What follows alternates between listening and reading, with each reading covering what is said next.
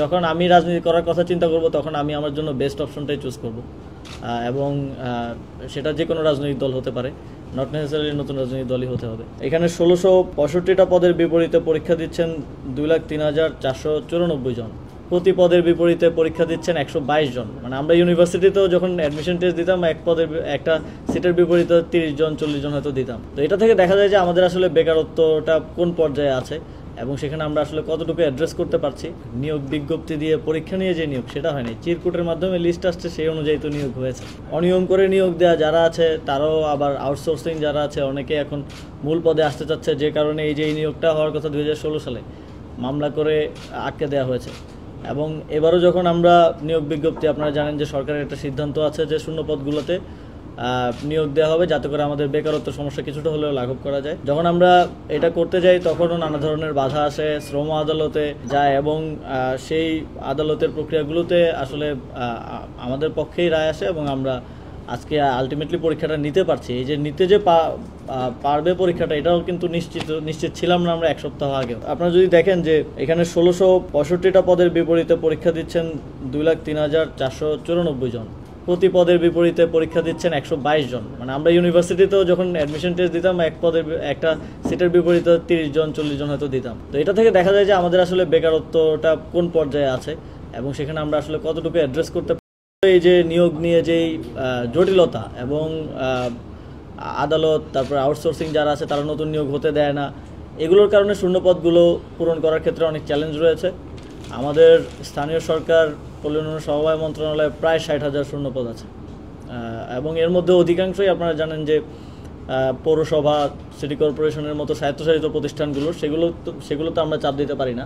কিন্তু আমাদের মন্ত্রণালয়ের অধীনে যেগুলো আছে সেগুলোতে আমরা ইতিমধ্যেই অনেকগুলো সার্কুলার গিয়েছে। এখানে হচ্ছে এটা একটা বড় সার্কুলার, প্রায় ১৬৬৫ জন, কিন্তু টোটাল আমার কাছে লাস্ট রিপোর্ট অনুযায়ী ৩৫০০ জনের সার্কুলার গিয়েছে বিভিন্ন সংস্থা, দপ্তর সংস্থার, কোথাও ১০০ জন ১৫০ জন এরকম করে, এবং আরও প্রসেসিংয়ে আছে। আমরা এটা করছি যে আগামী ১-২ মাসের মধ্যে এই মন্ত্রণালয় থেকে অ্যাটলিস্ট আরও ১০,০০০ নিয়োগ আমরা করব। যদিও অনেক ধরনের জটিলতা আছে, এটার মতো অনেক নিয়োগ কোর্টে বা বিভিন্ন ধরনের জটিলতায় আটকে আছে, কিন্তু আমরা সেগুলো এক্সপার্টাইট করার চেষ্টা করছি।